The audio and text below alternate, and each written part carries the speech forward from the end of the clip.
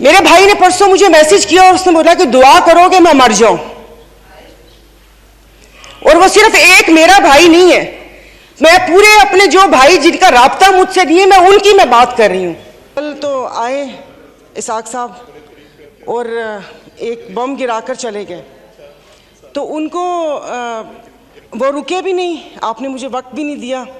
उनको तो मुबारकबाद पेश करनी थी यहाँ आने पर कि 4 साल कैदो बंद की सऊबतें उठाई और उसके बाद वो आए और यहाँ पर हमें भले बम ही गिराया मगर अपना चेहरा दिखा दिया।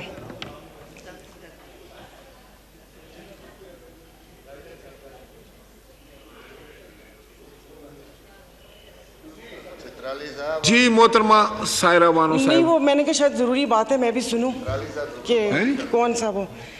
तो जनाबे स्पीकर, इधर जिससे भी पूछा उन्होंने कहा कि भाई ये जो IMF से मुआहदा हुआ है ये मुल्क के लिए बहुत ज़रूरी है और ये है वो है। तो मैंने भी कोई तनकीद नहीं करनी थी। अब ज़ाहिर है पाकिस्तान को डिफ़ॉल्ट होता तो नहीं देख सकते, हालांकि गो कि इसमें मेरा कोई हिस्सा नहीं है। तो लेकिन मैंने सिर्फ वज़ीर ख़जाना साहब को एक रिक्वेस्ट करनी थी कि 15 और 25 वाले को तो छोड़ें, मुझे एक 50,000 वाले का बजट बनाकर दिखा दें। आप मुझे बजट बनाकर दिखा दें, मैं आपको इसको भी मैं आपको वोट दूंगी और आइंदा आने वाले आपके फैसलों को भी मैं सेकंड करूंगी। सर ये कौन सी बात है कि आप आए, आप जिस दुख तकलीफ और कर्ब से गुजरते ही नहीं हैं, उससे गुजरते ही नहीं हैं, और आप यहाँ पर आके भाषण देते हैं कि ये हमें मुश्किल फैसले करने पड़ेंगे। मुश्किल फैसले अपने लिए करें ना, अपने लिए क्यों नहीं करते? अवाम को सादगी का दर्स दिया जा रहा है। इनके एक एक लिबास और इनकी अशिया जो इस्तेमाल करते हैं उनकी कीमतों का आपको अंदाज़ा है? डेली एक फ़ोटो शूट आता था, 15 लाख रुपए का कोट, 10 लाख का जूता, 15 लाख का स्कार्फ। ये एक पाकिस्तान जो डिफ़ॉल्ट हो रहा है, वेंटिलेटर पर है, उसकी आवाम को ये मजाक, एक तस्वीर ट्विटर पर डेली शेयर होती थी।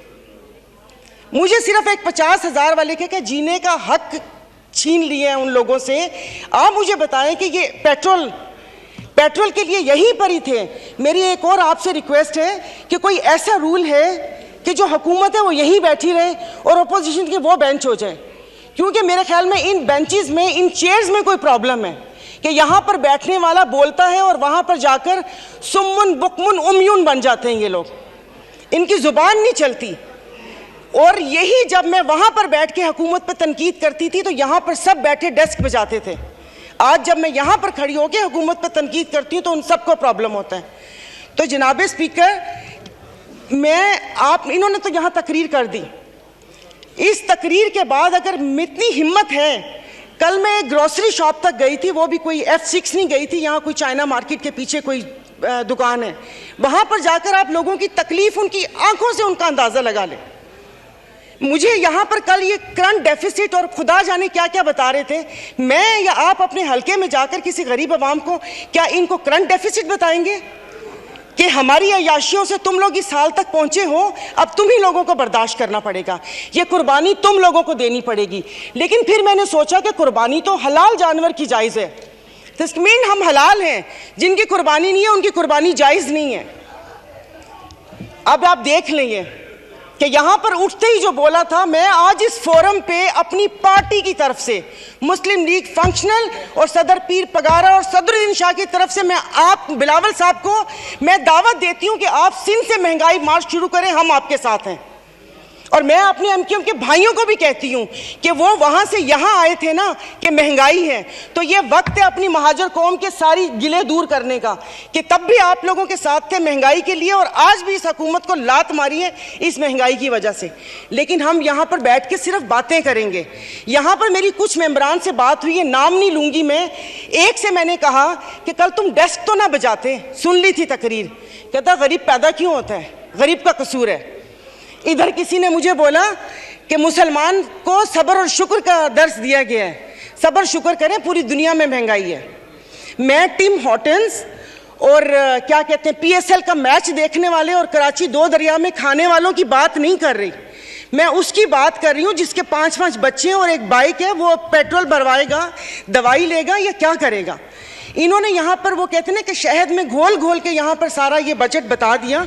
मैं वैसे लिखा हुआ पढ़ नहीं सकती इसलिए कि उसमें जज्बात नहीं होते, वो रीडिंग होती है। जैसे कल परसों ये वजीर खजाना साका साहब ने आके बिना जज्बात के यहाँ पर आकर कागज पढ़ के और ये जा और वो जा दूसरे के ऊपर, और पीछे यहाँ पर बैठे हुए सारे पीछे डेस्क पे जा रहे थे कि उसने वो कर दिया, क्योंकि इनकी तो दुकान चल रही है। मैं उस दिन नहीं थी, मैं उनको खराजे तहसीन पेश करती हूँ मुफ्ती अब्दुल शकूर को कि जिन्होंने एटलीस्ट इन 2 वजारतों के कपड़े उतार कर हम लोगों को दिखाए। ये ऐसे नहीं होगा। मुझे बताएं कि वो अवाम ही नहीं रहेंगी तो आप लोग हुकूमत किस पे करेंगे? और बिजली की बात कर रहे हैं तो आप मुझे बताएं कि आईपीपीस के मुआहदे किसने किए थे? आईपीपीस के मुआहदे तो इन्होंने किए। स्पीकर साहब, आपकी तवज्जो चाहूंगी। और कल उन्होंने कहा कि हुकूमत जैसे ही संभलने वाली थी तो सैलाब आ गया। तो जनाब स्पीकर, मुझे माफ कर दीजिए, जिस वक्त सैलाब आया तो उस वक्त तो हम अपनी जिंदा दिली का सबूत दे रहे थे। 75 करोड़ आवाम के खून पसीने और टैक्स की कमाई से हम यहाँ पर तकरीबात कर रहे थे। और मजे की बात है, प्लीज, मतलब मैं बहुत आराम से बात कर रही हूँ, कोई तंज नहीं करूंगी, कि अभी आइन की तकरीबात का आगाज हुआ है। क्या आइन के आर्टिकल 3 आई थिंक 27 या 35 36 आगे, क्या उस पर यह रियासत पूरा उतरती है?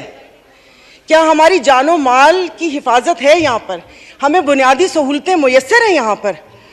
मतलब हम लोग इतने नाक के पक्के हैं कि उस पर वो करके आइन की बात कर रहे हैं। और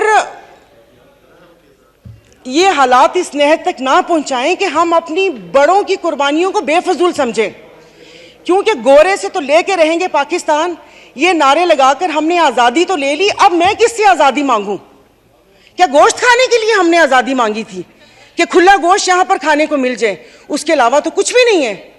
और मुझे माफ़ कर दीजिएगा कि उस कश्मीर वाले दिन में यहाँ पर ना वज़ीर आज़म थे, ना वज़ीर ख़ारजा थे, ना दिफा मिनिस्टर थे, और ये यहाँ पर कश्मीर का वो हो रहा था। और जो मोदी की कहानी सुना रहे थे, मुझे तो एक सेकंड के लिए, मैं तो उस वक्त आई थी, मैं समझी कि आप शायद यहाँ के हालात सुना रहे हैं। मुल्क को पता नहीं आप लोगों ने कहाँ से कहाँ पहुँचा दिया।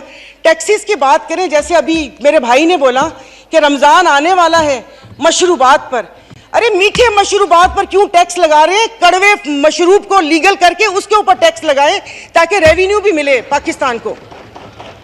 मीठे मशरूबात, एक गरीब रोज़ा रख के एक उसकी ख्वाहिश होती है रूह अफ़ज़ा पीने की या वो करके, और उन्होंने कहा बाकी चीज़ों पे टैक्स नहीं लगा। मुर्गी गोश्त महंगा नहीं हुआ, वो अल्हम्दुलिल्लाह हमारे पाकिस्तानी खुद ही महंगा कर लेंगे। जनाब स्पीकर, अभी वज़ीर आज़म साहब ने कहा था कि ये जो थर्ड कोल है ये गेम चेंजर होगा, उसके ऊपर तो टैक्स लगा दिया, वो क्या गेम चेंजर होगा? और नहीं, उसको हलाल कर दे, मीठा तो गरीब पीते हैं, आप लोगों को उसको लीगल करके उसके ऊपर टैक्स लगा देना चाहिए। तो जनाब स्पीकर, ये सब बैठ के इसके मसले को, मेरी बात सुनिए मोहतरमा, मैं एक तवज्जो आपकी दिलाना चाहता हूँ कि सेनेट की तरफ से फाइनेंस सप्लीमेंट्री बिल पर सिफारिशात मौसूल हो चुकी हैं, जिनकी कापियाँ आपको मुहैया कर दी गई हैं, लिहाजा आप उन पर भी बहस करना चाहें तो कर सकती हैं। सर, अभी कौन सी कॉपियाँ? और आज हालात तो यहाँ पर हैं कि आज पावर की मीटिंग है और रात को 90 सफ़ों का एक पम्फलेट आ गया था, मैं 90 सफ़े रात को बैठ के पढ़ती और ये यहाँ पर आके करती। जनाब स्पीकर, ये ऐसी बात करते हैं यहाँ पर। अब मैं, सायरा बानो नाम है, एक्टिंग भी बहुत अच्छी करती हूँ। इन सब की आवाज के साथ इनको इनका कोरम याद दिलाऊंगी। जो यहाँ पर 5 दिन लगातार आप करो तो हलाल, अपनी तकरीर जारी रखिए, आप अपनी तकरीर। तो ये यहाँ पर जनाब स्पीकर, इनको no cross talk please. Honourable मेंबरान एक दूसरे से क्रॉस टॉक नहीं कर सकते किसी सूरत में। फर्क नहीं पड़ता ना, दिल दुखा हुआ हो तो तब ना। मैं आपको अपना, शहदादपुर में 2 हफ्ते पहले, 1 हफ्ते में 4 खुदकुशी हुई है। और मैं इस ऐवान के सामने कहती हूँ कि ठीक है, मेरे हस्बैंड वेल ऑफ हैं, बट मैं एक मिडिल क्लास फैमिली से हूँ। मेरे भाई ने परसों मुझे मैसेज किया और उसने बोला कि दुआ करोगे मैं मर जाऊं। और वो सिर्फ एक मेरा भाई नहीं है, मैं पूरे अपने जो भाई जिनका राब्ता मुझसे नहीं है, मैं उनकी मैं बात कर रही हूँ। जनाब स्पीकर, कल मैं गई थी, वो जिस बंदे ने 4 टमाटर और 4 आलू लेकर 400 उसके पास नहीं थे, उसने पर्स निकाला, मैं शर्म से गड़ के मर गई। 272 लीटर पेट्रोल आप लोगों ने मुश्किल करनी है तो आप V8 और बड़ी बड़ी ग्रैंड क्रूजर को 500 लीटर पेट्रोल देना, गरीब को आप नहीं वो करें। दवाइयाँ तो वो दवाई नहीं मिलती, सरकारी अस्पताल का आपने हाल देख लिया, मैं प्लीज आप मार दें।